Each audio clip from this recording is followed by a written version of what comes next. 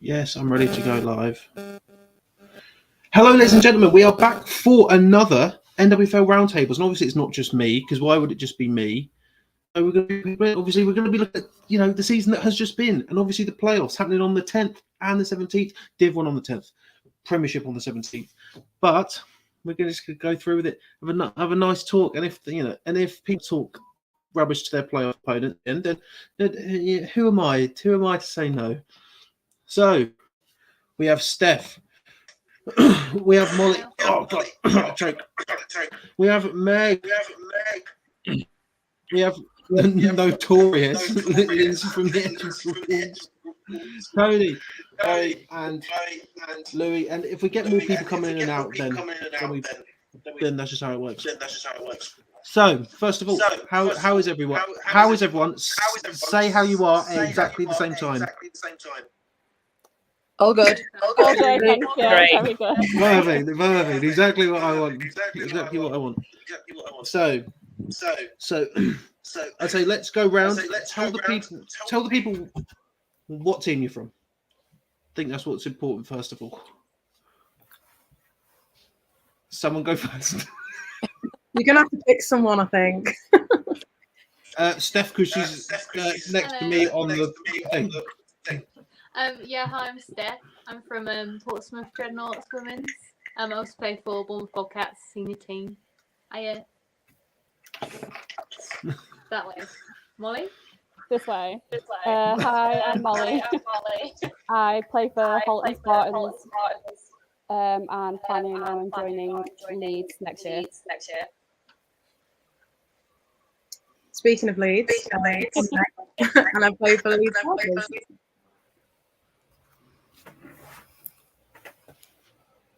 Go on, Lindsay.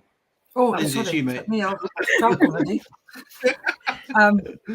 Lindsay Llewellyn, Edinburgh Wolves, as far north as you can get. Me? I'm Tony Blackett from the Teesside Steelers. I'm Chloe from the Leicester Falcons. And I'm Louis from Norwich Devils. Perfect. There we go. So it's a good blend of teams. We're sort of going to be looking back on the season that has just been. Obviously, it's not the end yet. All you people that think that Brit Ball ended last week with the Brit Bowl, well, you're wrong. There's still some to go before it's Uni Ball season. All right. So, how does everyone feel that the season in general has went for them? Has there sort of been any improvements in either coaching or just sort of within yourself as a player, or generally? And I'm sure Lindsay will do this with Baffa.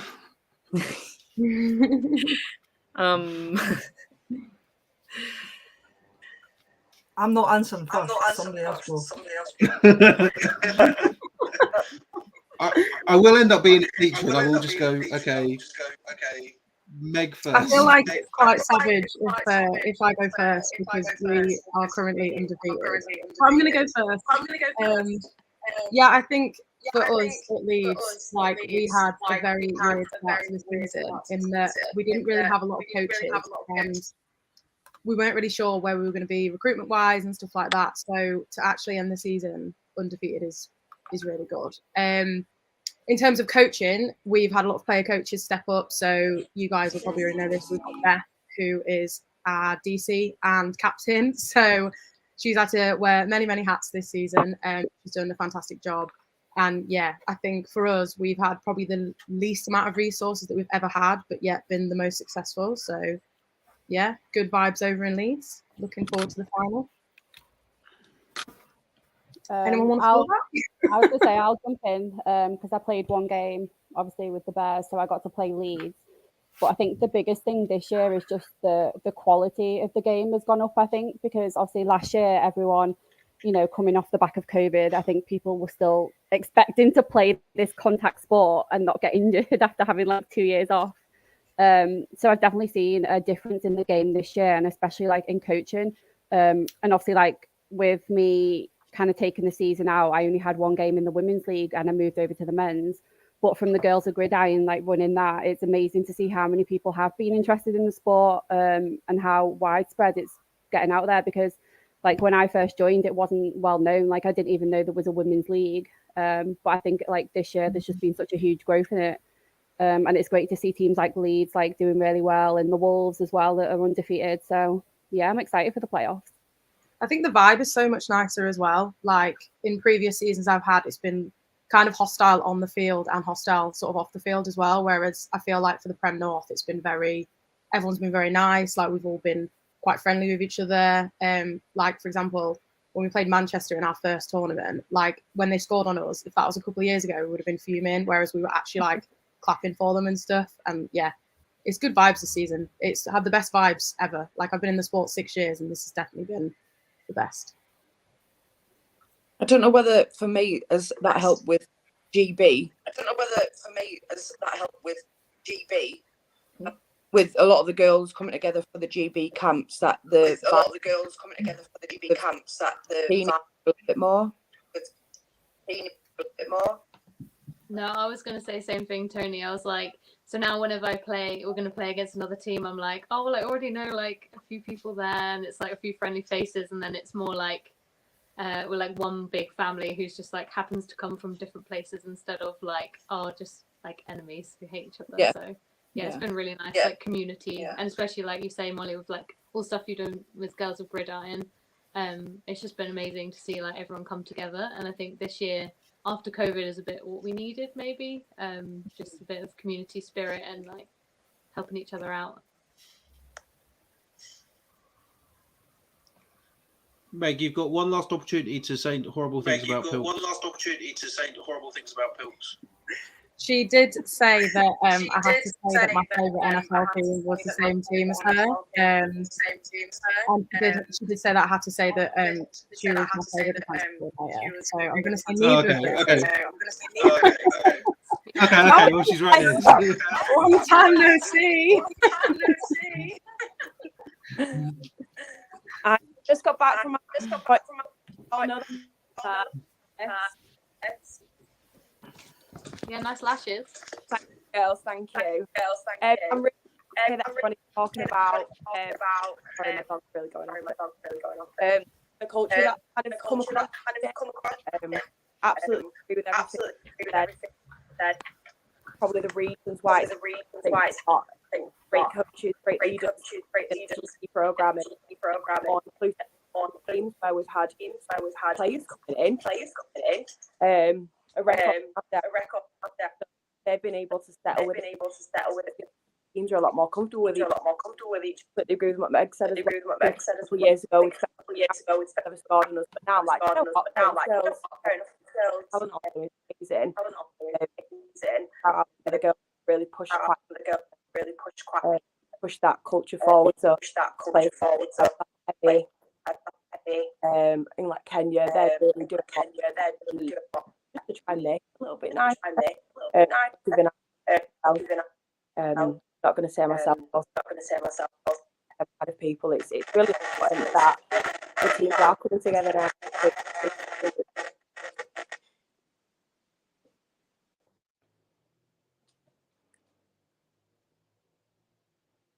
Oh, it's silent. I'm not going to lie, I heard none of that. Look, she sounds like a weird robot. Is that for anyone else? Just me? I thought some lightning flashed, and then you started sounding like a robot, and I was like, oh god, the apocalypse. Can you give us a summary and we'll go back on mute?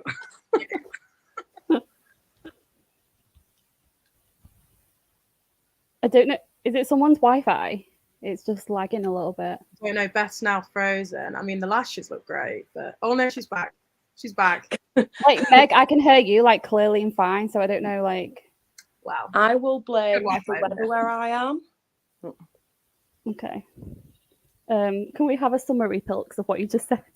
Yeah, of course. So just saying, the culture has changed massively, and I think a lot of that is to do with kind of from the tops of the national team. So obviously we've had so many new players involved, which have kind of spread across different teams in the league.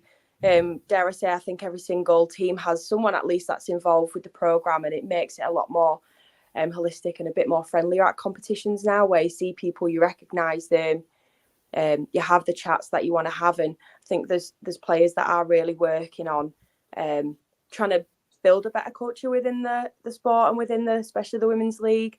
So like Kemi and Kenya from the Titans, they're really friendly and want to talk to you. And I think that's a part of kind of their team ethos this year, is just to kind of talk a little bit more and try and build the sport, because we can't build the sport when, you know, it's not a nice environment to be in. And I think you can say definitely from the Northern League, that's been the biggest thing, the biggest change. Like, girls are always smiling and happy. And dare I say, at the last tournament, the Leeds one, people were hugging each other from different teams when they were arriving, let alone after the games. And I think that's very unusual, but hopefully we continue that kind of culture change. So, you know, shout out to the girls that are putting the work in to try and make it a better environment to be around. I think Yeah, like 100%. I agree with that. Sorry. I know, I was just going to say, like, if you mentioned Kemi and Kenya from the Titans, like, amazing people on and off the field. And I went to the last tournament, so T4, and I remember running around with a camera trying to get everyone, but everyone was just running away from me. It was so hot and sweaty. It wasn't the sweatiest day ever, though. Yeah, like I was sweating, so I don't know how you guys like played in that heat. So fair enough. But yeah, like everyone's just been super friendly this year, and even with me like hassling people for content and stuff, like everyone's just been super nice. And if they don't reply, I'm just like, hey, listen, I need you. Can you just reply? I think a lot of people as well like respect what you're doing, in the sense of like opening up that Instagram and Facebook page has kind of opened up the sport and given it a lot more visibility. So I think people are more likely to kind of send their stuff in. Like, I see people that engage with you on there that are generally quite shy people, but they'll send in like a statement, or they'll send in like a comment. So yeah, I think what you're doing is really good. And I think, yeah, in terms of the culture, like Pilks is a massive drive. Like, she's not going to say it, so I'm going to. Like, she's a massive driver of that at Chargers. Like, when we start, I keep saying when we started again, like we've not had like many years as Chargers, but when we rebuilt this season, we wanted to build like a friendlier kind of vibe just on the team, and I feel like that has snowballed into the league. And like, we see, like, when at the first tournament, I kind of saw everyone chatting, and I was like, I have never spoken to anybody outside of the Chargers, really. But it's like a snowball effect. Like, you see people being nice to each other, you want to get involved in that. And yeah, like, I completely agree. And Steph was saying earlier that it's quite similar in her league as well. So it's really nice to see that it's happening all over the UK, and it's not just Prem North where we're all hugging each other. Like, it's really nice. Good vibes is how I would define this season. Yeah, I mean, on the back of that, Louis and some of the Norwich girls came out with us after our final tournament. You know, what other sport kind of does that happen? And like, yeah, a few years ago that probably wouldn't have happened, but we're all just sick of COVID and just want to play. And yeah, good vibes. Yeah, I mean, we've always kind of had like a pretty good relationship with Peterborough and with Leicester and stuff. So it's kind of been, I think, because we're all itching to get out so much as well, and we kind of missed each other. I kind of continue to a bit, but yeah, no, it's been really nice. I think for us, we've had so many rookies come in as well. Like, we've just had this massive growth. So hardly anyone on the team is a vet, and they've kind of made it their own and made this like little community around it, and that's been really, really cool to see. Yeah, so it's been a great year for us. Love that. Love it. Just love it. It did kind of get to 9 o'clock on that Saturday night though, and we were all like, we go to bed now. Like, we're done. Let's go. Because that was we were out till like 3 a.m. with some of the Manchester lot. But oh no. I like a drink, but like it was like 34 degrees that day as well, and we had to call the game against Leicester as well because everyone was fucked and dying. And we tried. You got to play a pass out, like it was not okay, but yeah, it was not good, and we're all just like dehydrated and sitting there like trying to eat really slowly, and everyone just gave up and went back. So then, sort of staying on that, then, like in terms of just like it being like more social, but would you say that there's been like a level change in sort of coaching? Obviously, with Leeds, you've said that like you've had less resources, but it's been better. But then for like everyone else, especially, so if you're not even so much Norwich, but like Teesside, like we're doing very well, and then they weren't. If that makes, if you know what I mean, Like, Yeah. has that been a struggle? Would you say? So from the Steelers side, like before this season, we had a coach, Ben, who'd been with us for quite a while and done quite a lot for the sport. So losing him was a massive loss to the Steelers, and I don't think you realise how much like one person makes a difference to the team. And then also losing a lot of experienced girls that we'd had for a long time. You know, obviously women like to get pregnant at the wrong time and just before the season. So for us, losing a head coach that had been like a really fantastic head coach, to losing, I think, 4 or 5 girls that were long-term girls that have been there in the sport a long time, it took a bit of a toll on the team. And we had a great head coach that stepped up and stuff like that, but it was really hard to move forward. And then we lost people. Recruitment was really hard, you know, keeping people. We had a couple of rookies that stepped up and stuff. But it was just a little bit different this season. So working next season's obviously looking to recruit and see where we go forward. But yeah, we were at the top of our game, and then but you look at the NFL, people can be at the top of the game, lose players, head coaches and stuff like that, and it can all change within one season. Yeah, I think Tony as well, like you guys have a lot of GB players, and obviously with this year the game's been so close to GB training camps and the game, I think a lot of people I know a lot of people were just a bit unsure about playing, because obviously GB's a lifetime opportunity, and if it was me I'd be a bit hesitant. So like much respect to you guys. Girls that did, you know, all the girls that did do GB training camps and stuff like that did play that first game. And, you know, the first game against Manchester, we were on fire at the beginning, and then injuries hit, you know, and, you know, when you've got a couple of really good players picking up injuries and trying to carry on through the game, and then having a couple of GBs then being like, well, do we actually want to carry on playing league? For me personally, playing for GB, I wouldn't be at GB if it wasn't for the Steelers. So I always wanted to play my games at home. And if it meant taking an injury and not playing GB, I wouldn't be there if it wasn't for the Steelers. So for me, I was always going to carry on playing. I think it's hard as well when you got a smaller squad. You really notice injuries. Like I really felt for Teesside this year, just because we've been there. Like we were a team that like nearly didn't go to finals a couple of years ago because of injuries and like having small numbers. So seeing it happen to another team is really shit. But all I will say is that like you will be able to rebuild. Like it'll take people like you, Tony, and other people that I know you've got on the squad that are dedicated to putting it back together. Like as bad as that sounds, and you will rebuild. Like if I've seen us do it arguably every year. So honestly, I just don't want to play both ways. I'm sick of being offended. That's the dream. Oh God, I remember one year there was like me and Pilks playing linebacker, and then Pilks was playing tight end, a little bit of running back. I was playing left guard, like it was oh God. I think at the end we just cried and didn't say anything, just sheer exhaustion. But like those times that are the ones that challenge you. Like this season for you guys, like I'm going to be straight up. I think it's shit that you're not coming to the final. I think we got enough healthy players to take down.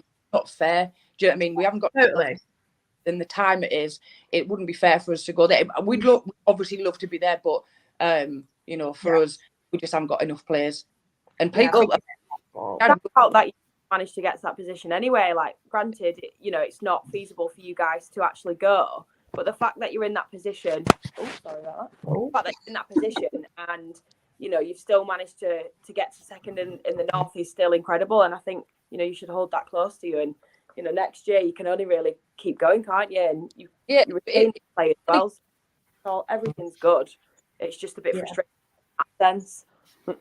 It is. It's just one of them things. You know, too many injuries. You know, not enough players. And we had, you know, honestly, massive well done to all of our rookies. Like people were just like, just put me in, just put me anywhere. Oh, I love that. Not bothered. You know, they just play for the team. Do you know what I mean? And people playing out of position, people just blown out their ass. You know, like it's just too much playing both ways. Some people are really fit and healthy and can play both ways. I am not. People can't relate. Me and you both, Tony. Me and you both. Unrelatable memes right there.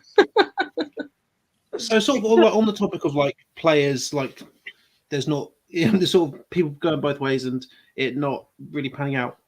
The move to nines is obviously one of the sort of the most talked about things within the NWFL community, because that's sort of the plan. And this is sort of like a two-pronged question. Like, can you see it happening in the near future? The near future being next year, and then also I'll talk about GB a bit more later. But do you think that has an effect on the GB squad playing basically playing 11s, and did then the GB squad playing 11s make it look like a more attractive prospect to sort of boost it up even more from 7s to 9s? I mean, Bathurst said to us that they're not going to move the league to 9s until it's ready, and they're going to do the same thing as they did last year of asking around people who is ready, who isn't, and making sure that people only take the step when they are ready. I mean, for us, if they were to turn around and say, "Oh, we're going to do this," we'd step up and we'd try. But like, I don't want smaller teams, to get fucked just from having to like force themselves to step up when they're not ready. But I think they need to set some kind of target date or something so that we can build towards it, and then offer support so that we can build towards it, because it's not going to go anywhere if we stay at 7s. Yeah, I have to agree. We've got quite a number of our team now who, if it doesn't go to 9s, we might lose them. They might go and play senior ball somewhere because they're just desperate to grow.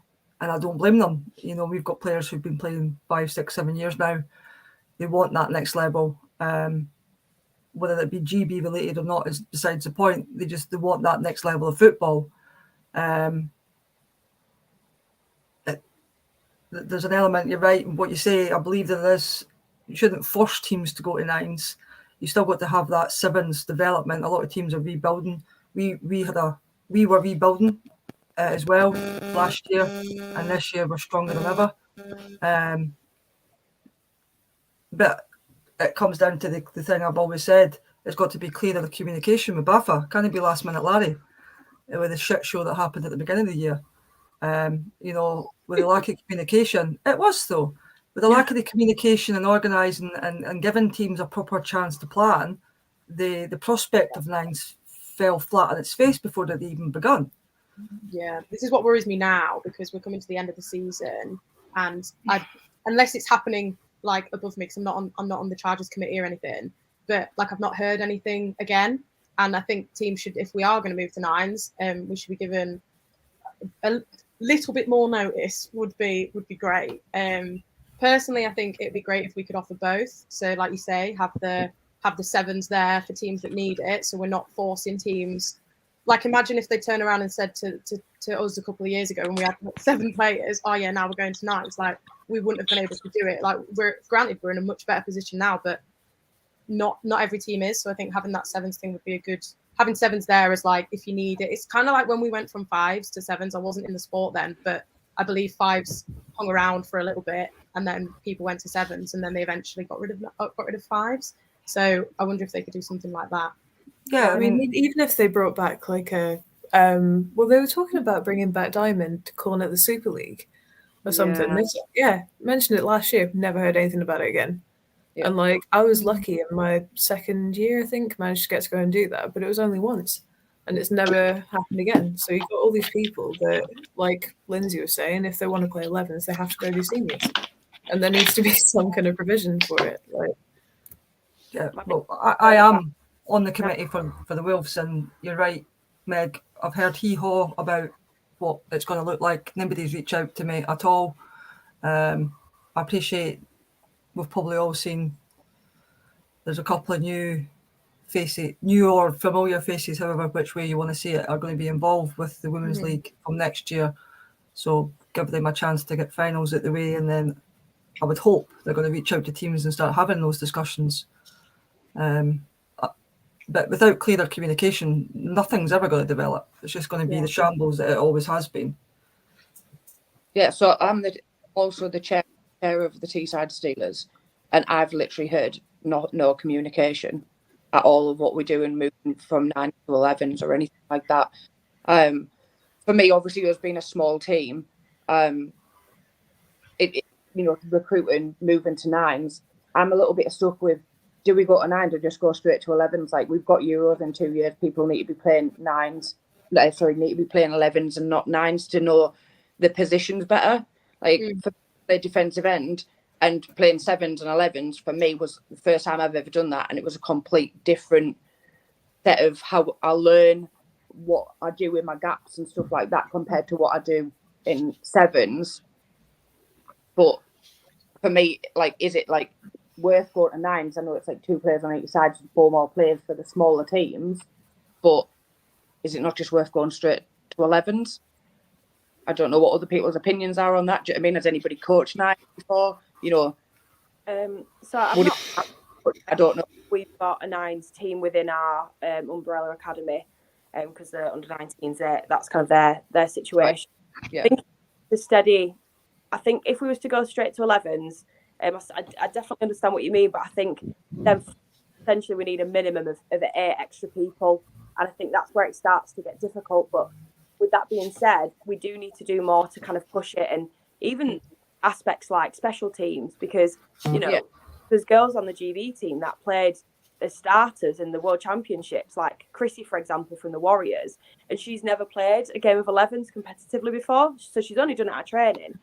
So it can hinder the programme in that sense, and I think that shows the coaching that we've got in place that we've even managed to get through it and get to what it is. But 7s not having essentially a third of the game is a big loss for us as a women's league, and I think if we can get to 9s, that's amazing. My concern would be the teams that potentially can't field a team and that 7s, and then their geography of it becomes a lot more difficult. Fingers crossed both the Scottish teams can get to 9s, so that'll save some. But if there's a couple down south, potentially Teesside, depending on your recruitment and things like that. Yeah. Same with Titans, potentially same with us, depending on who we keep hold of. If we're then having to play 7s and having to travel down south, that's a massive cost, a massive issue. It's hard to get girls, keep being involved at that point. And then you look at clubs folding. So that's my biggest concern, is how many teams will go to 9s at once, and kind of what it'll do for the teams that just can't make it yet. Yeah, I definitely agree that there should still be a 7s teams somewhere along the line. You look at like Canada, who only play 11s, but they don't have as many players because they only play, say, in big cities. So if we go to, say, 11s in big cities, but your local teams could have 7s. Do you know what I mean? For people who want to play 11s, you could have them, obviously I'm not going to geography on it, but it gives the option for women to not have to play with men at 11s, but still have your development in 7s. I don't think that should disappear, because I think you'll lose potentially too many people. No, I agree. For trying to get in as many sports, whether it's you playing with a senior team, you're coaching with a senior team. Coaching is just as important as playing, because you're still getting all the aspects of understanding and learning the game, and I think that's sometimes underrated. And you've got to kind of embed yourself in the sport to fully get back. And I would always say, anyone who wants to play 11s, absolutely go for it, see what you can do. Keep within the women's, if we lose a lot of players that are going to senior teams, that's only going to be mental, and I hope that take away into the local senior team and see what happens there. We've got to kind of grow the sport together on it, but I would say be involved with the senior teams. You get some weird friends from it. We've most of our coaching staff from it, and it's important to kind of stick together as a bit of a niche sport. Yeah, I 100% agree. I was going to say, Pilks, that like it's about accessibility, isn't it? Sorry, I'm having internet problems, so I'm just gone off camera. But it's about accessibility, and we need to grow the sport from grassroots, which 7s is good for, because you can have those smaller teams. But for 9s, we've got also players at the other end who are getting bored and sort of saying, we want more of a challenge, we're going to go elsewhere. So you've got to recruit from both ends. And I think that's the challenge of not pushing it too fast, but also not moving too slowly. Yeah, it's a difficult one. I wonder if in terms of like locations, which I think Beth mentioned, like in terms of geography, it'd be good if BAFA could set up, I don't know if they already have this, like we're obviously doing the finals in Cheshire, but Cheshire aren't in the final. So if BAFA could set up like central locations, depending on who can actually move up, then it would cut the whole geography thing down, because granted, at Leeds, we're quite lucky. We don't really have to travel that much, but in the past, we've always had to travel to Scotland, The Scottish teams have obviously had to travel here, there, and everywhere. Like, if we could actually, like, I think that would cut a lot of the issues down in terms of geography if we actually had central locations. But I just don't know how it would need BAFA to be making those relationships with stadiums and sports. I think it's achievable to have central locations, but then it comes down to cost. Yeah. I mean, I know we pay a shed ton of fees to BAFA, but the money only goes so far. Yeah.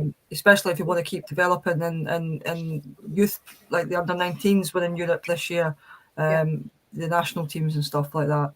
I mean, do what they've done with the smaller leagues this year, where we've had 4 tournaments and it's been shared costs.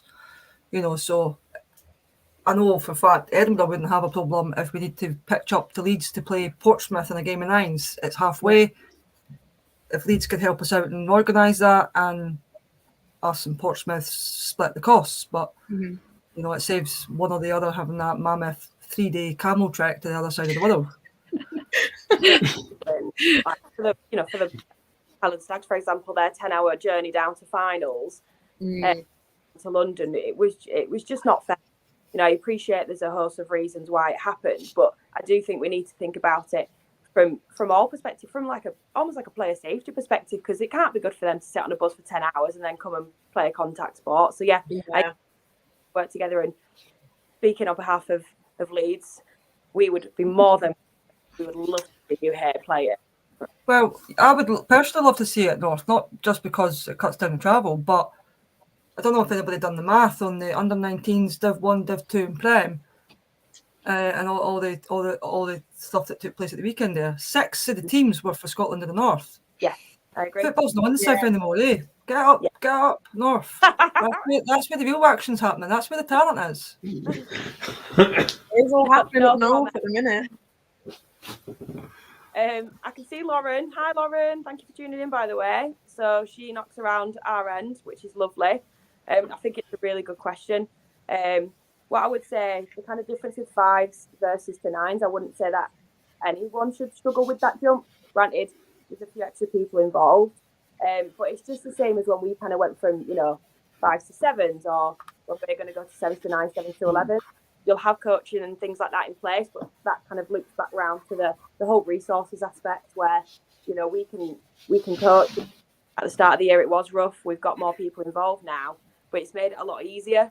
I would say most clubs now have a really good staff in place from across football, whether it's senior, whatever it is, or just people that are involved in the sport. For me, I wouldn't see it as a concern, and I am severely anxious about everything. So that's a good thing.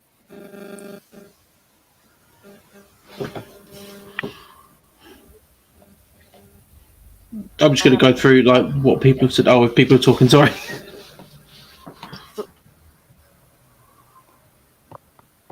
Linz, how did you find the kind of top North League, we'll call it the Scottish League this year?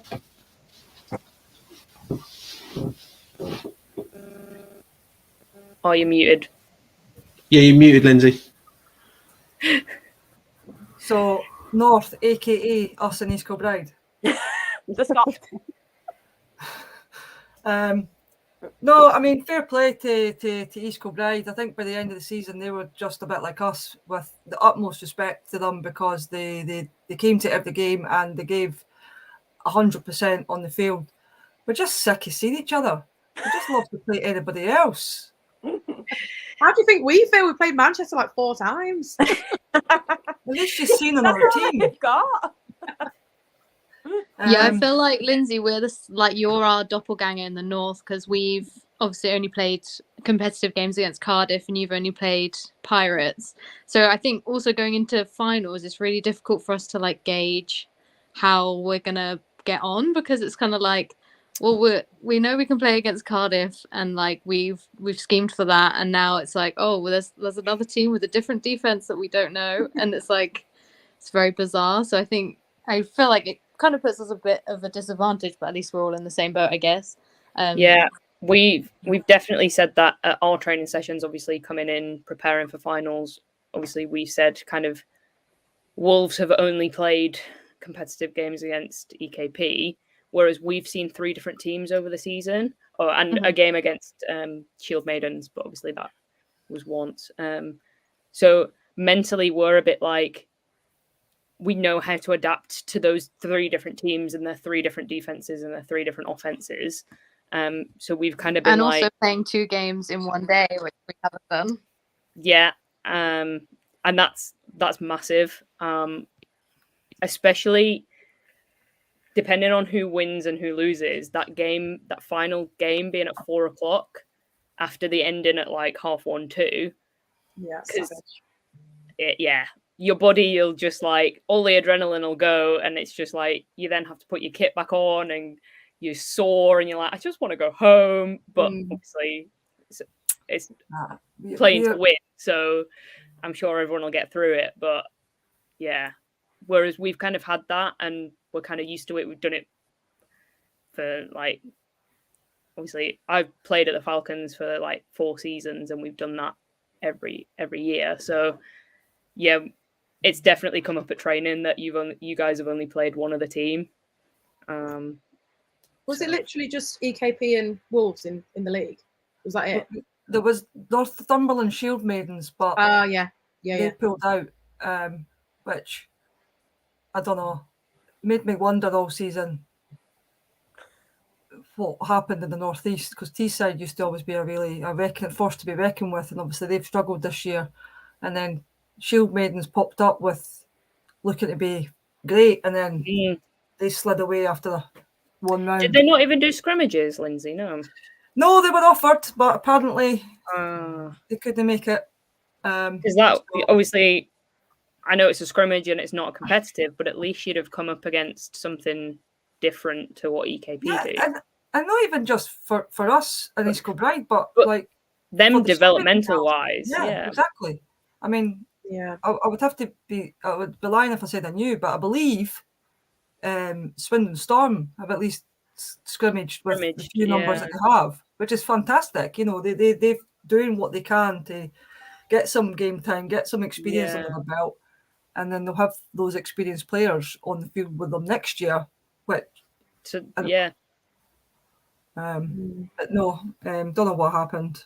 So we're just dying to play anybody except East Kilbride, with the utmost respect to East Kilbride. I think we lost Great though.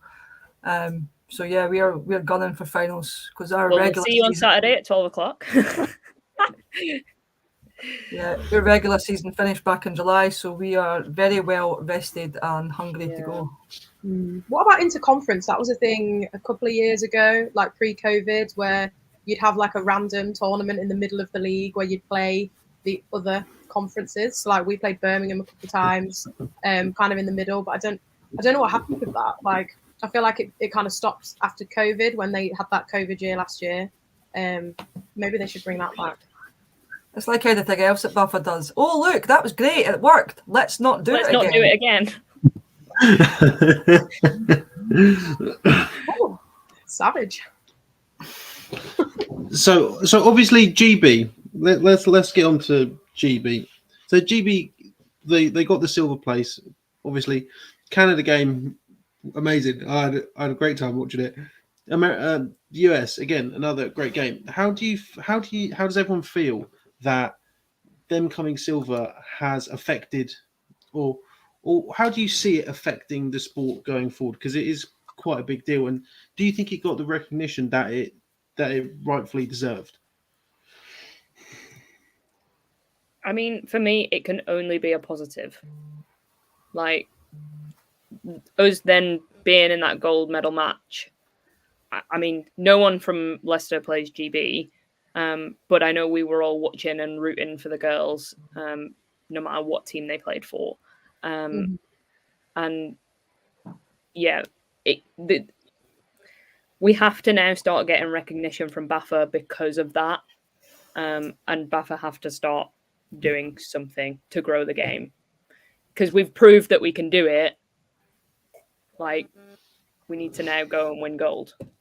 I saw on Facebook, can't remember who put it. It was somebody that either is in football still or used to be in football, and she was saying, like, because I think she knew quite a lot of the girls in the GB squad, and she was saying most of these girls only play sevens, like on half a field with no special teams, and look what they've done. So it does make you think, like, what if that can be done with just sevens, what can be done with like 9s, 11s? Like if the GB squad had that extra training with like an 11s side or like a 9s side, like what they could actually achieve. I think they could definitely give Team USA a massive run for their money. Like the fact that I say we, but like I'm not in GB, but I support. Like the fact that they can do that with just training sevens, and then obviously they have the camps on top of that. Like they could easily dominate with having the backing from BAFA and having an 11s, at least a 9s league, but yeah, an 11s league as well. I mean, BAFA would be like a little bit better. Like did share us and put posts out, which I know in the past maybe not had as many as them. So a little bit of recognition that BAFA have actually promoted the women at this time, because like, we do see a lot of the men's stuff, but they have at least shared a lot of socials. So that was a positive from that. Yeah, it's hard for me to comment because obviously I'm not in GB, and like back in Leeds, obviously we had Beth and Gabs and like some people that used to play for Leeds in the GB squad. So we had T-shirts, we were in the pub watching the game. So like from my perspective, I felt like we did really support the squad. But yeah, like you guys that are actually in GB, like what do you think? Yeah, I think for me, like it was just overwhelming actually sometimes, like the amount of support. Like when we were out there, like Pilks, we were all like so emotional anyway, and like I think everyone cried probably like every other day, but that's another story. But yeah, I think just like seeing everyone back home, like gathered like everywhere, like watching it, and then people who came out, like seeing Lindsay every time we got off the bus with like waving like a crazy lady, like it was just amazing. And I think especially when we didn't get to play Mexico, the first game obviously got postponed and then cancelled, and we were all just kind of like so much pent up energy, and like we just like didn't really know what to do with ourselves. But then just seeing all the support and everyone just like messaging saying it was going to be okay, and like yeah, so many people sharing as well, like obviously Girls with Gridiron, we had like X's and O's, we had BAFA, we had like there was just so much coverage of it seemed. We were on like BBC Sport, yeah, I think and Sportank. and Sportank, obviously, well, I thought that went without saying. Absolutely yeah. savage. Tebs is just like, oh, naming everything. We had the guy down the road. We had my boss. Whoever this guy is. But no, it was just amazing. We really like appreciated all the support and like loved seeing it, and like everything shared. And the only way is up. Like if this is the like the rebirth of the GB squad, then it's exciting to see what will happen in the future. And it's exciting to see Lauren under 16 commenting like she's going to be winning the gold, and I can't wait for it. Honestly, whenever I see like a new rookie come into the team, I'm like, you're amazing. In a couple of years, we're definitely going to have you in a GB shirt, and I love to see that. I was going to say, like, if talking about youth players, like obviously like Lauren that plays for the Rugby Rhinos, I think it's important for us to take accountability to share like what we are doing and the sport we do play. So like share the posts. If you get MVPs, share that.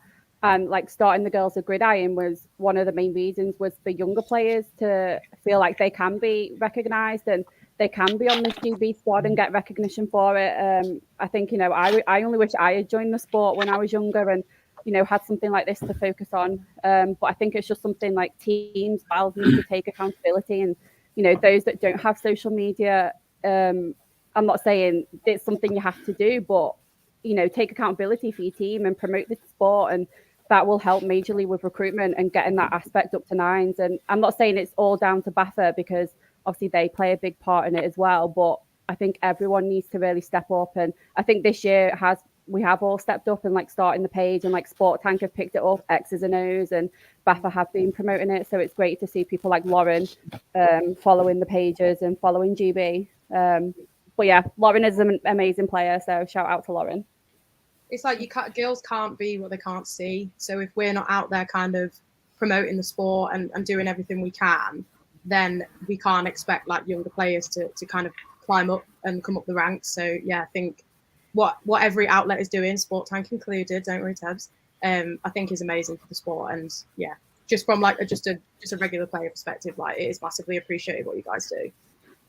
I would say, like, obviously during it, the support and everything and run up was incredible. Exactly, I completely agree with what Steph was saying. It was like overwhelming at times almost from like the local, she reeled off everywhere that we was kind of getting our face. Now it feels not just for the women's side, because as the sport grows, the women's, the senior, the junior, everything will grow, like the flag aspect of it. But now it seems like we need to be doing more to kind of promote where actually we are. Like the women's team from second in the world, like there's eyes on us. We've got a lot of people going out to European teams. You had the talk with my favourite the other day about like the European League and trying to get one over here, and we're racing very valid points, but now's the best time to kind of really start amping it up. So I'd love to know kind of what BAFA are doing, and I think the media team are fab. I think they've got a lot of great people involved and they're doing all the right things, but now it's just to see how we can kind of blow it up even more. I don't pretend to be any type of like social media person. Like you've all seen my Instagram, it's god awful, but we are in a great position now to kind of like really highlight what the UK can do. And it feels a little bit like kind of got off and it's the radar, and Brit Ball weekend was back, and fab to the Titans, shout out to the Titans. They've done a massive thing again. Shout out for the North. Let's just face it. But now it feels a bit like we're not kind of doing all that much, and I want to see us doing more. Like it's the off season, we're putting in the work. So like, what can we do to actually put the work, not just in the gym and all that kind of aspect, but to kind of keep growing the sport? And that's my biggest thing now. It seems like the right time to bite, so we need to. It's just something the Steelers are doing. We are actually after school clubs at the secondary schools. So we've had quite a few the younger girls coming through, trying a new sport, and we obviously do the after school club, which was a great success last year. So, concentrate on like your local area and growing your own, so being able to grow them from, 13, 14, 15, college. I have a daughter that's 13-year-old, so like 3 years time, mother-daughter team, GB.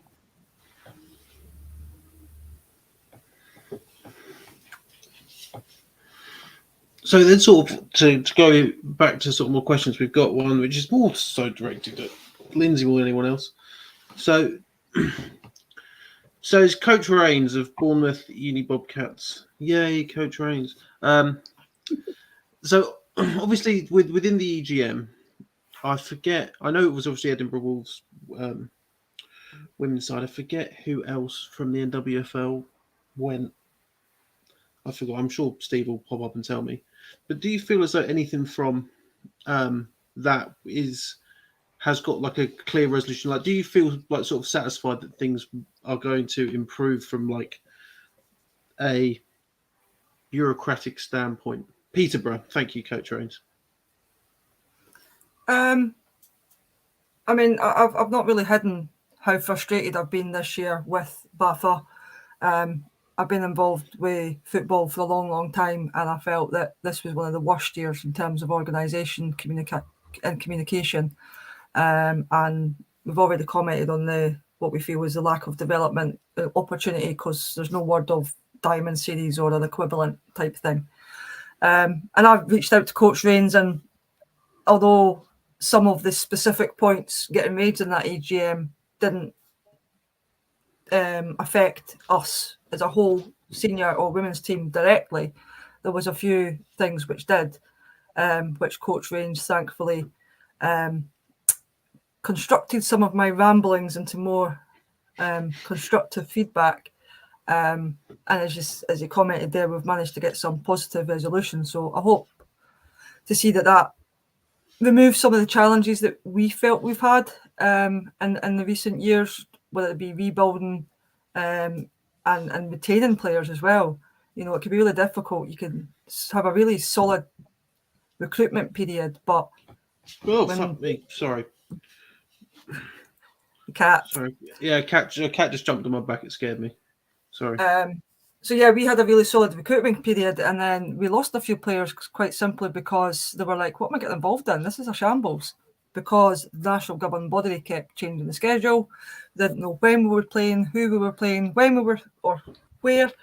And it doesn't set a really good example for bringing new people into the sport, I feel.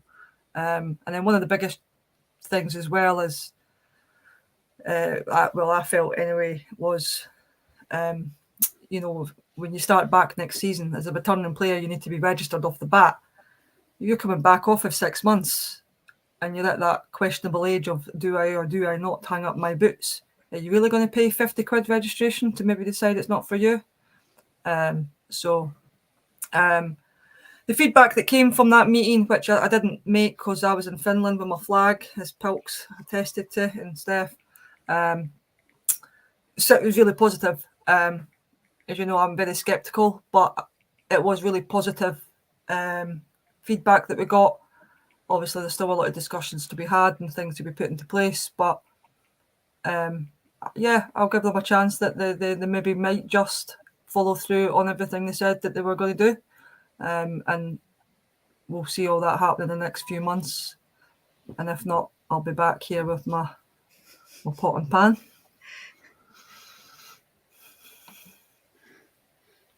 So this is a good one. Another one. So again, from Lauren, do you think there not being a national youth program is an issue?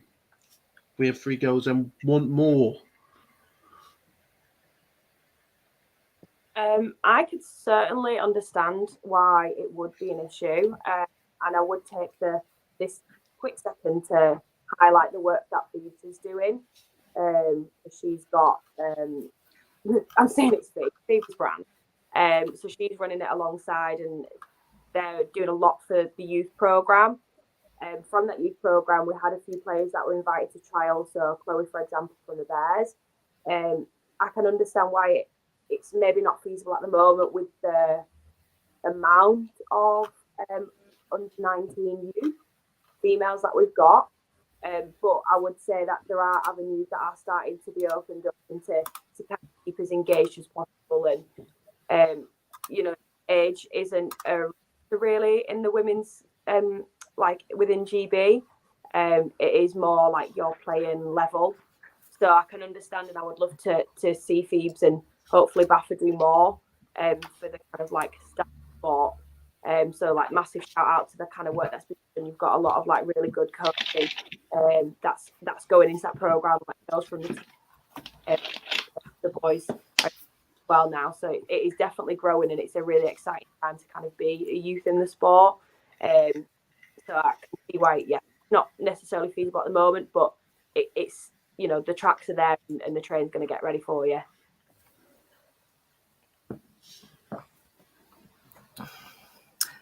There's also nothing to stop local teams doing stuff. I mean, I know something that this is probably my team finding out about this actually. So it started as an off the cuff comment. I was speaking with Amanda McDonald, who's also Baffa and operations and East Kilbride, and it's great having these development things which develop younger players coming through and programs and stuff, but there's only so much Baffa can do to promote the game. And we discussed about, well, let's just do something ourselves in Scotland. At the end of the day, there's a point to where I don't even care which team they end up joining. We just need to do something for football in Scotland to promote that, get more players involved and aware of the sport, and whether they join the youth and junior teams around us, which are again East Kilbride. I've got the Pirates, they've got all levels there, and the Buccaneers. And then in Edinburgh, we've got the Edinburgh Napier Knights. They've got a stellar under 16 and under 19 programme there. You know, like we spoke about it earlier about the community spirit. I think there's more people now where let's just park the rivalries. We're fed up being a minority sport, and we deserve to be just get a bit more recognition and a bit more, you know, give people different options. Rugby and soccer, yeah, it's been and done. Let's play something new. And this is a fantastic sport. And I know we say it, and I know it seems a bit cliche, but it really is for everybody. It's so inclusive, this sport, no matter what team. And we just, I think as teams, we need to do a wee bit better. We're doing that, blowing our own trumpets and getting ourselves out there more. So, yeah, I've spoken very briefly. It started off as a bit of an off-the-cuff idea, but we're going to sit down and see what we could do just to have something up here, development-wise. Good to Highlands, and I think, yeah, I can understand, especially up the north, the real north, why it's a bit more north. proper not. So I'm glad to hear that it's something like Tony said as well, and things like that. But yeah, it'd be nice to see the kind of follow through, because we can get as many people involved as we can. We have a junior team, a pretty good one, but we've not got that many females in it. So it'd be nice to see some more girls kicking around, but they need them kind of role models. Dare I say, Phoebe's name once more kind of shown. I'd hope at some point, me and Meg are involved, a few girls, but not necessarily within the youth. So because it runs alongside our season, it's a bit difficult, but I think we need to do more to kind of show females that there are females in the sport as well.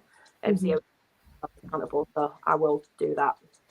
So, I think with the sport, we rule out a lot of girls sometimes with running alongside any kind of rugby season. Because we have quite a lot of rugby girls, but whenever we go inside with them, they can't train and play at the same time, and they want to play both.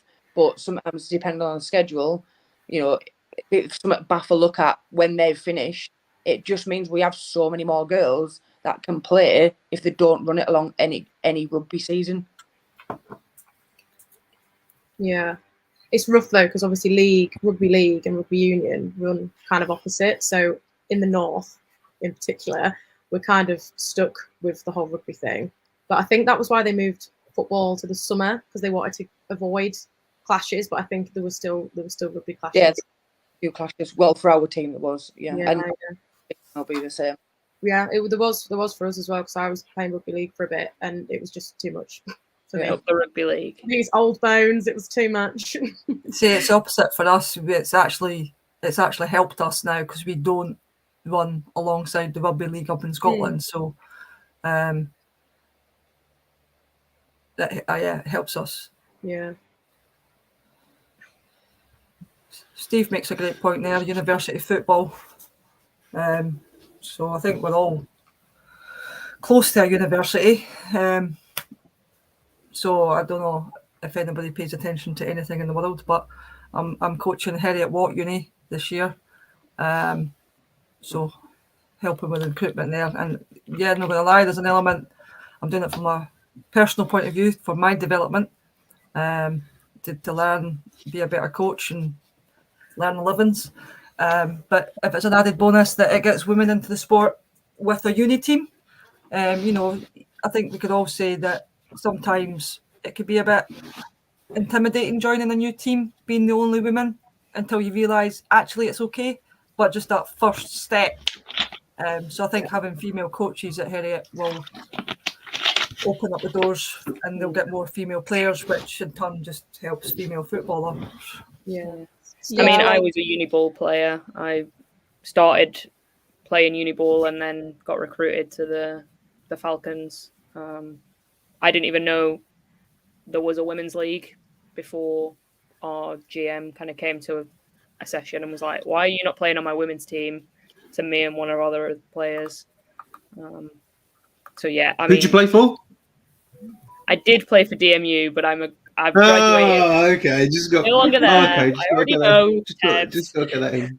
Yeah, it's definitely a pathway though, isn't it? And I think, like, for example, I used to do a lot of the freshers fairs when Chargers were part of the uni team, and it would be really difficult to even speak to women there, because they would just have it in their heads that, like, well, that's a guy's sport, like, and they would almost be shocked that we'd be there in like pads and helmets. So I wonder if there's, like, I think Steve's got a really good point about freshers fairs. Like, I wonder if there's like an avenue there to kind of get women into the sport, even if it's like, come down and see what it's about. Like, you don't have to kit up straight away. And you are right, Lindsay, like having women, I think just being there, it is gonna impact things, definitely.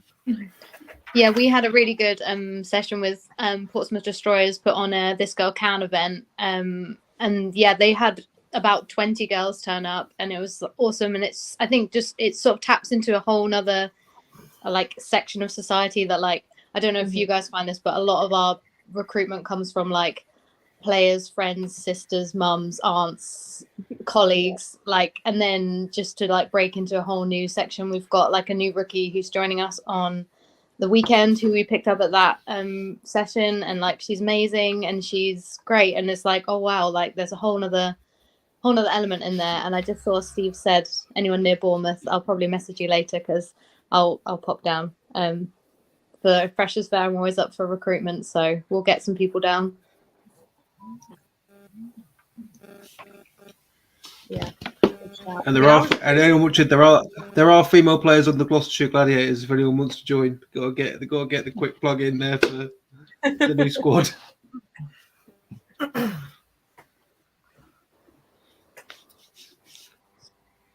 So this one's sort of more. Oh, don't worry.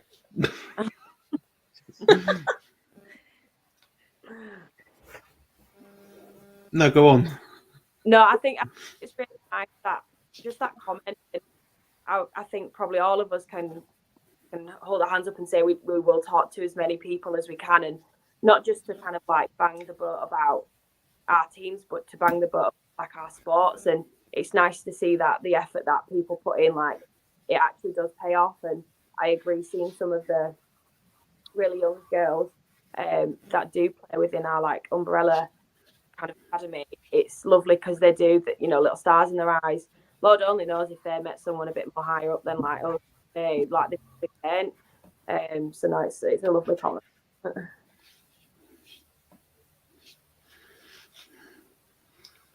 So this one's more directed at Molly. So obviously, like, you've played for a men's side this year in Holton Spartans. How did they get that second game go against the Caesars? I can't remember. But how do you feel? How do you feel like that sort of transition sort of went? So obviously, like, it's basically just going into 11s is realistically what it is. Like, how was that for you? Yeah, I mean, I had never even been to a practice, and the head coach was like, come down at the weekend, kit up. I did exactly that. And I think at first, like, I was very overwhelmed. Like, I played D-line, and then all of a sudden these like 7 or 8 O-line, and I'm like, these guys are like 6'7", 280 pounds. But saying that, I have learned so much from the guys in terms of like playbook, how the game is actually played. I think, I hate to say this because obviously, like, I used to play women's sport, but I think the women's league is dumbed down a little bit in terms of the fact that we don't have special teams, we don't have, you know, kick off, kick return, we don't have any of that. It's just kind of the basic way of playing. And, you know, going to a men's team, I'm sure anyone else that plays can, you know, testify it is a lot different. However, you know, so anyone that is concerned, like Lauren, if you're concerned about jumping up to 9 to 11s, you do pick it up really quick.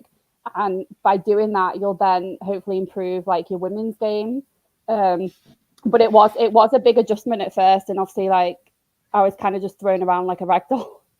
But yeah, it was fun, and the lads are like all lovely. And if anyone is thinking about joining, you know, a senior team, then I would highly recommend it. And I think also on that, like, it sounds intimidating, like jumping up to 11s, but although there's more people, the thing about football is everyone's role is very specific. And I don't know if you found it, but you still only have to focus on doing your job. And it's just, there's more people on the pitch doing their job at the same time.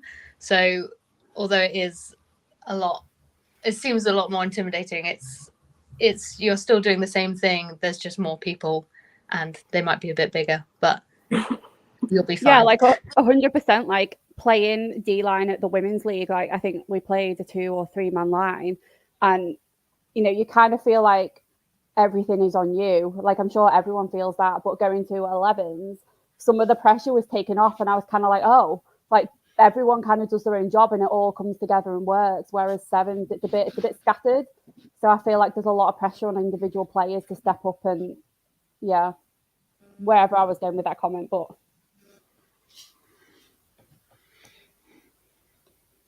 Then I've got one more. It's a small question. Just before I get into playoffs and start to have fun, we talk about like how things aren't really publicised from BAFA. Over the weekend, though, I did see a fair few posts. Though very well it could have been through Molly, that Manchester Titans, obviously they have won. Then they've won the national finals. They've won the biggest prize in British American football, and they had a couple of women on their roster. I felt that was like it was presented, but I feel like it should.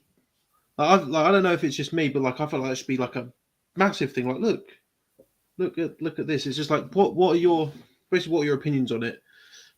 Yeah, I think I posted them like so many times, and like people are going to get sick of seeing them. But I was like, this is a huge thing. Like everyone in the sport wants to get to that level, and the fact that these women have. So I think they have. I'm just going to say them all because they deserve it. They've got Kemi, Tika, and then obviously Bo is a coach, and I think I found out another coach, Claudia. Apologies if there is anyone else that I'm not aware of, but again, like I think it needs to be promoted more, and it's certainly BAFA, if they want to promote the women's league, get these women out there that have achieved the highest level of the sport. You know, it shouldn't go unheard. And I will just keep posting until everyone's sick of me. But I think it just needs to be done to get the sport out there. But yeah, shout out to everyone that was involved in Manchester, and obviously the guys as well. Great job. They've also got a physio that's a woman on the team as well. Oh, yeah. Amazing. I'm just going to throw my 20p in. I feel like I definitely agree with you, Molly. I think it is really key to kind of shout out that there are women on that team that are like the best team in the country. I think that is definitely something to shout out. I suspect the reason why it wasn't is because there's quite a big history behind Manchester getting there. So they've been trying to get there for like basically forever. But yeah, it's been like a 4-year plan for them. I think it's 4 years. I could be wrong. So I think the narrative behind the final was more of a team ethos. Like we did it. It took us 4 years. We did this. We did that. Like just from seeing the guys and the girls' posts about it, it was kind of like they were as a team like the underdogs, and I think that was more the narrative that I guess BAFA went with and all the other kind of news outlets went with. But I think obviously with that, it may have come across like the women on the team maybe weren't as highlighted. But I think it's obviously great that you, Molly, on Girls of Gridiron did highlight that. Yeah, I think that's probably why I don't think it was more like I mean obviously I don't know for sure, but I don't think it was a intentional like we're not going to mention them. But yeah. No, I would have to agree with you, Meg. I mean, I don't know on a talking level anybody from Manchester, but just how I've perceived it, it's been more about the team. You know, they set out with a clear objective a few years back. They were going to build the strongest team on and off the field to achieve what they set out to achieve, and they've done it. And you know what? Fucking fair play to them. You know, fucking well done. Every single person that's been involved on and off the field, utterly well deserved. They've just been an absolute force to be reckoned with. So no, I think you're right. There was nothing. It was just team effort. Yeah. And fair play to that entire organisation. They've done so well the last couple of years. Mm-hmm.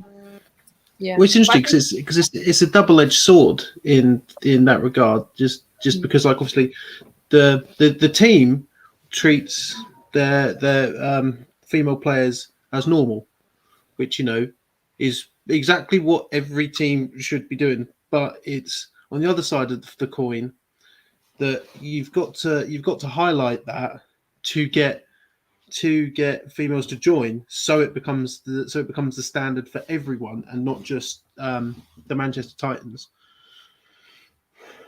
So yeah, I mean, I can see both sides, but I definitely think to get more people interested, like for example, I know recently I've done like a coaching series just highlighting like a few of the women coaches, and I've had so many messages from other women that have maybe coached like uni ball or youth teams that have said we didn't even know like that this many players existed or these many women coached, and they were like, it's nice not to feel alone. Or you know, I'm coaching at Edge Hill Vikings this year, and they've messaged me and said, you know, since we've promoted that there's going to be a woman coaching with us, we've had messages off girls that have joined uni and said, is it a female sport as well? So you know, while I understand that they promoted it as a team, I do think maybe like something could be done, like maybe in the future, just to say, hey, you know, women can play at this level. Women are involved in all aspects, you know, whether it's from the physio, you know, because everyone matters on a team, don't they? From the water boys or girls down to the physios. So, but yeah, no, I do see both your points as well.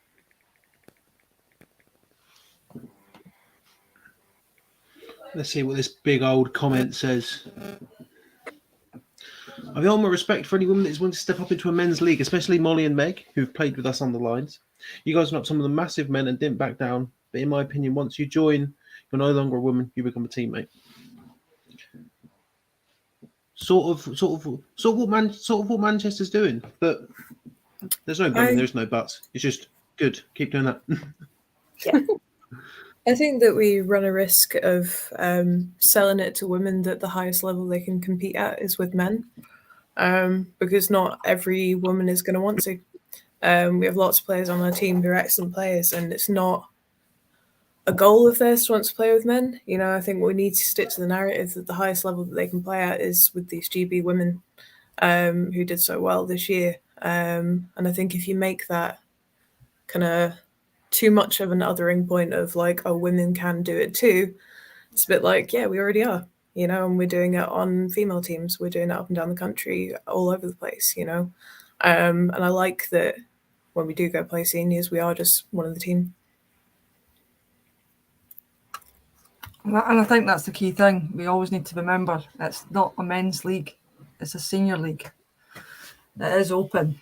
And what Girls Grid do is they advertise more robustly that it's a senior team and that women can play. But it's the age-old thing. We can't have it both ways. You know, we can't scream for equality but then also want to be put on a pedestal because we're doing it.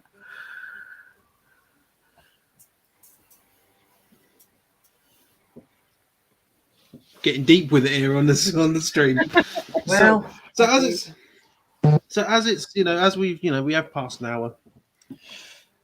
Let's talk about the weekend and also the following weekend. Playoffs. I'll give you the rundown. Who's in it? So it's going to be Leicester versus Edinburgh first of all, and Peterborough versus Portsmouth in the Division 1, and then on the 17th, that's next week. That's next Saturday. It's London Warriors versus Leeds Chargers, Manchester Titans versus the Birmingham Lions. So let's go. Let's start a Div 1 because that's happening a few days from now. So how is everyone feeling? Like Lindsay, how are you feeling? Chloe, how are you feeling? Even Louis, what are your thoughts on it? And Steph, like, what are your thoughts on it? Just you've made the playoffs. What do you think is going to happen? Yeah, I think like Lindsay said earlier, we're just buzzing to play more football. So we've only played 4 competitive games of football this season. So obviously some people couldn't make all those tournaments. So some people have only played a couple of games. So if we play 2 games at the weekend, we'll be almost doubling our amount of games, which I think we're excited for. Obviously, it's for the last 2 years we've only really played Cardiff with a few scrimmages with other teams.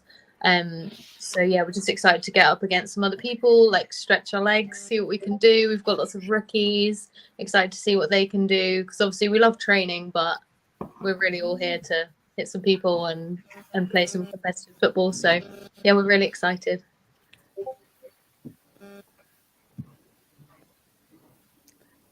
I'll go there.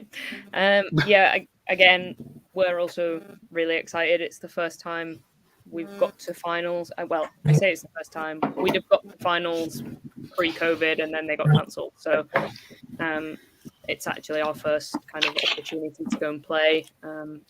And again, come up against new teams that we've never played before. Yeah, there are going to be some good games. Obviously, I think people are kind of looking at the Leicester-Peterborough rivalry. Obviously, we are coming into finals off the back of 2 wins, that big win against Peterborough and then against Norwich. Obviously, they had to call it. So the team's feeling good and we're feeling confident. And we're kind of like, we kind of want to play Portsmouth because we've played Peterborough. We've done that. Like, we want to play new people, but yeah, we'll see how Saturday goes. But yeah, we're all really excited. And our new jerseys arrived just in time for finals.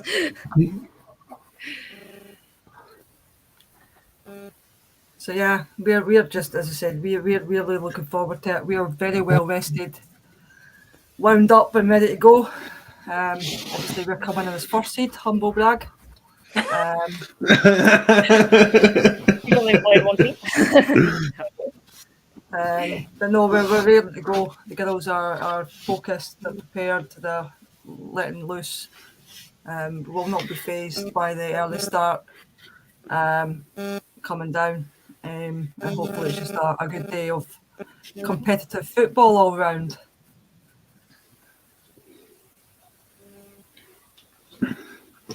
Boring. I wanted more.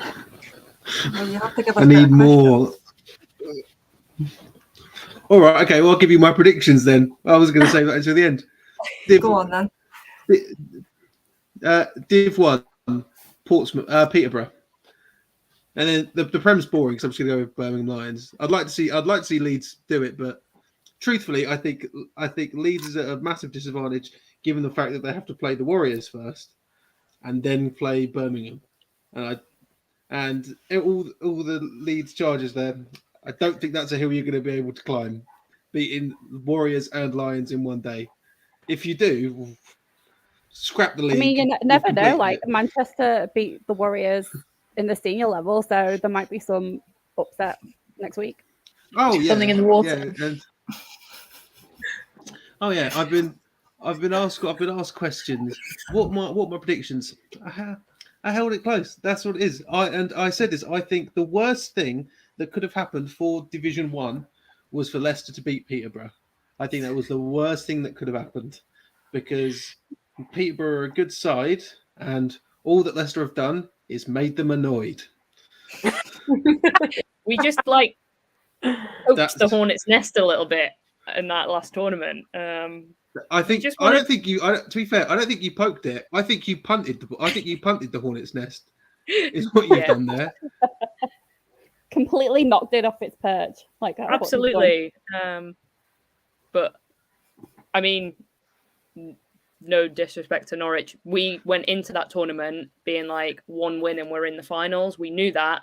We schemed for that. And so kind of winning that game against Peterborough was like a great thing for us because we went into the second game with no pressure whatsoever. And, you know, unfortunately, we couldn't play the whole game. But I mean, it also makes for exciting football because, like, no disrespect to the Lions at all. They're amazing and, you know, we love playing them. But if the same team wins, like, it's just kind of like, oh, like, you feel like there's nowhere for you to progress or go. And, you know, it is exciting when a new team comes in and beats the team. So it all makes for exciting football. But wouldn't it be really funny? Like, I'm sure like Leeds have got the capability to do it, but to come in and beat London Warriors and Birmingham Lions on the same day, like, that would be fantastic. That's a rough day, is that? I'll be honest. I was just going to say that. Very rough day in the office. I feel like I'm Don't underestimate them, Manchester Titans. Manchester, because obviously Birmingham got to play the Titans first, but I think Warriors versus Chargers is a harder game than Lions versus Titans. But can you imagine just a massive upset? Like the men's Titans have won, and then the women coming in. Yeah, it'd be like a massive upset, wouldn't it? That would be like the women have majorly improved this year. Like obviously I played them last year, and compared to the level this year, you know, they have played really well. So who knows what could happen. Also, notice how Lindsay's gone quiet after I said Peterborough are going to win Div 1. Listen, I just love how nobody seems to have any memory before the COVID year. Edinburgh were fourth in the country in 2019. You know, that doesn't come easily to be there. And like every team suffers at some point. We had a bad year. We ended up not competing at all in 2020. And we rebuilt stronger than ever. Obviously, the COVID league was what it was. But yeah. And I'll give you credit. One of our old girls kind of found out we were playing you guys and she went, don't underestimate them. Like they might have only played one team, but you know, they put up a good fight. So we've definitely beared that in mind. But Peterborough are a good side. Like they went 6-1 for a reason. It was 7-1, but yeah. Ted, you like stirring the pot. Oh, grow up. But like Edinburgh might not have had the chance to do that this season or last season with the only playing one side. It's shown how good Peterborough is because they've played so many different teams. Like, if you just play the same people again and again and you keep winning, like, what does that really say? But if you play different teams and win, that shows you're a good team. So there's different challenges from only playing the same team, because that's all you've got to scout. They know you, yeah. So they get to know you very, very intimately and very personally. And we've seen that in T3 when East Kilbride held us to 6. They'd done their homework. Yeah. So they'd done their homework. So, you know, some might see it as a disadvantage that we've only played East Kilbride, but I definitely don't. I think East Kilbride have then upped their game to be more competitive, to take a win from us, because literally all of their homework and prep time has been against one team and vice versa for us. And I think it really raises the standard for both teams when you're put into that position. We played you in the COVID season, so you have played us. You know, the Wolves were struggling then, but you were a really strong team when we played against you. Yeah, we only had two, maybe 3 returners the year. They were all brand spanking new rookies. When you're right in the COVID year, and again, credit to Teesside. They've always been smaller numbers, but fuck me, they can run. We just like fucking hitting people. Someone in the water and in the northeast for sure. Now we'll stay on Div 1 with this question.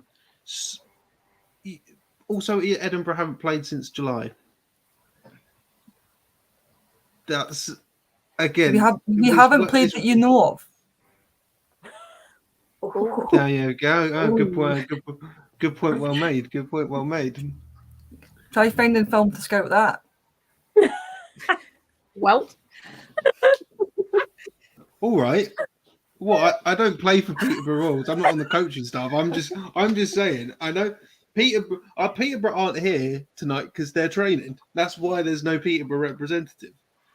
I asked, but again, it'll be interesting to see, and I'm sure that I'll get a lovely message off of Lindsay or Chloe, or probably Steph for that matter, if I'm wrong, and rightfully so. You know, I think Moods I've will be been the through first this. one to message you. Yeah. Oh yeah, I'm sure. Like last year with Portsmouth Destroyers, I predicted them wrong. I had to drive 3 hours down to Portsmouth out of a bet that I've made.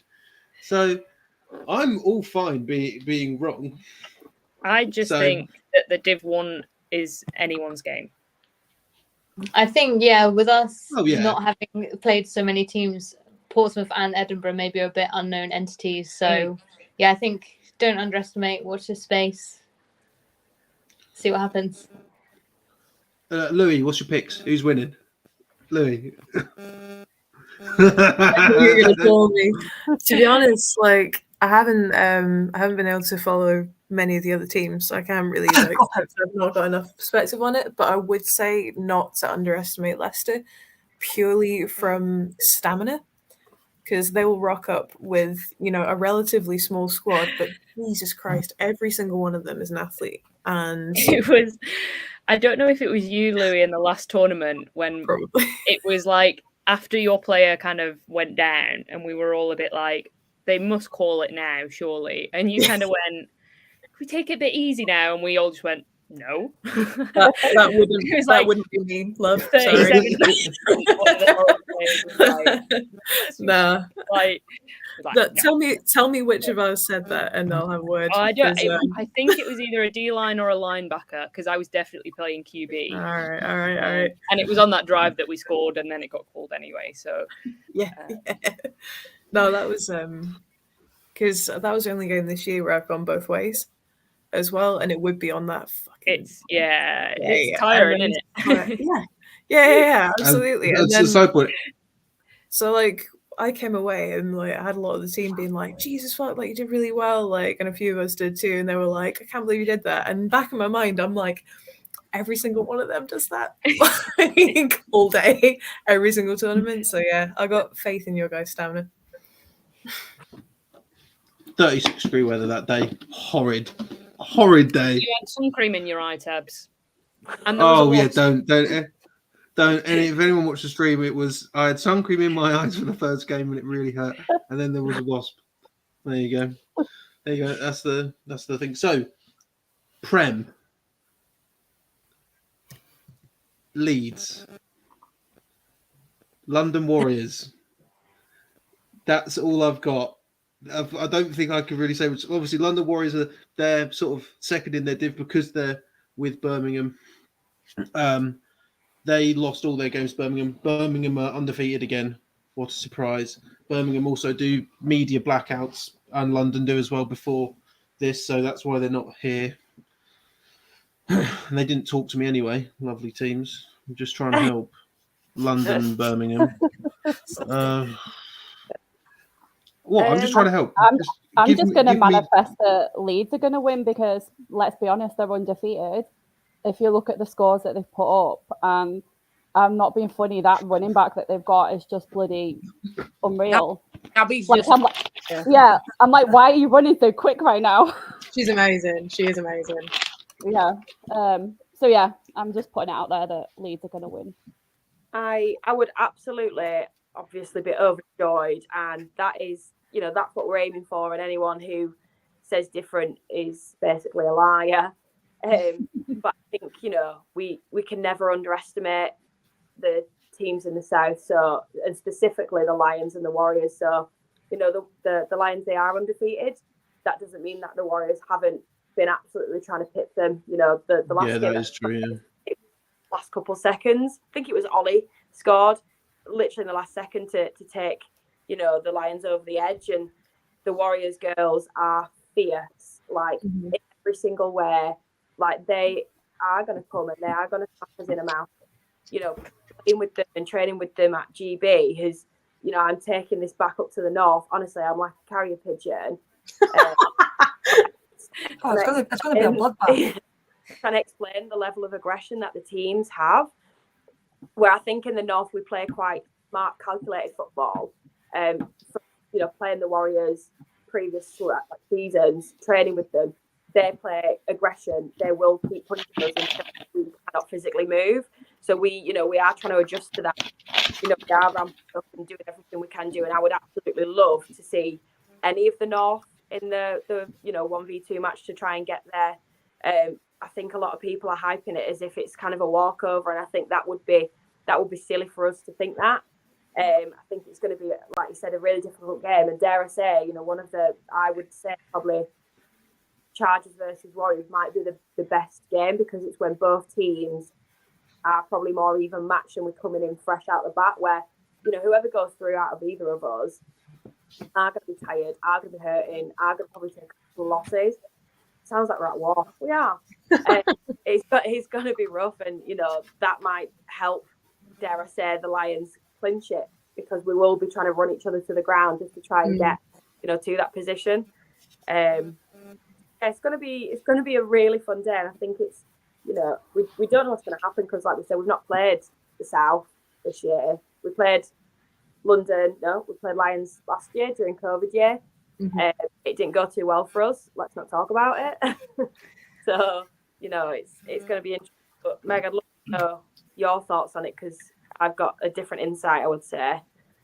Yeah, I think the fact that you bring to the table at Chargers is really beneficial for us that don't necessarily play with any of the girls in the South. So like you at GB, bringing that to us and giving us that insight, it is really helpful, because all we really have to compare to is teams in the North. And whilst we have played some really great teams in our history, it always feels like whenever we get to the finals, it always does come as a bit of a shock. So I think the fact that we have had a little bit of insight has massively helped. To be honest, for me, like I haven't played Birmingham since the very beginning of the COVID year, where we had that weird little league where we were in the same era as Birmingham. So for me, I think whatever happens, I will leave a better footballer. whenever I play Birmingham, I always learn something new. They always show me something new, which I can then take onwards in my career. But yeah, it's going to be a fun day. And I do agree with you. I think people would be silly to expect a complete walkover. I do think we have what it takes to compete. And yeah, I do agree. I think whatever happens in our first game will very much guide the next game, because I do think Warriors will be out to give us a run for our money and vice versa. So yeah, whatever happens in the final will be very interesting. So I got last question. Tony, who's winning the Prem? Who's winning the Prem? I'll be happy that any Northern team wins the Prem. Come on, the North. Not the North. I didn't know when to start more shit actually, but I guess I'll end it there. But so so everybody, that's it. That's all I am. That's all I am. I've discovered that I am I think it's someone called me the Logan Paul of Britball, and I'm like, yes, that is me. I just go around talking bollocks. So that's all I do. Oh, and Lindsay, because you're on a Sportank stream, you have to answer what flavour your vape is. That's the rules before I leave. Oh, is that the rules? It's Black Ice Blast. There you go. Yeah, that's the rules. That is the rules. Oh, but with that, ladies and gentlemen, I know I didn't implement it. But that's the rules now. So, I don't even vape anymore. I don't want to work in a vape shop anymore. Anyway, let's stop talking about me. I support you. No, my personality traits they're all disappearing slowly. So with that, ladies and gentlemen, thank you for watching. Thanks to everyone who was on the stream. Thank you for everyone who's commented. But the thing you need to take away from this is the games are happening on Saturday, and they are being live streamed, not by me. Wait for R. They are being streamed by Onside Productions, so we'll be on YouTube. We will share it. Make sure you watch it because they are going to be crisp. They are, because for some reason I said Peterborough. I'm not betting my house on Peterborough. No, don't. I'm not. Don't. I'm not betting my house on it. You know, but so that's up for grabs. The Prem's up for grabs.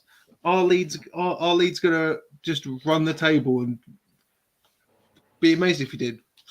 Make a film out of that if you did. But with that, ladies and gentlemen, we're gonna bid you adieu. So thank you to Molly, thank you to Meg, thank you to Chloe, thank you to Tony, thank you to Lindsay, thank you to Louis, thank you to Pilks, and thank you to Steph. If everyone wants to say goodbye to everyone, to the people watching. Bye. Bye. There you go. Cool. See you Saturday. See you Friday.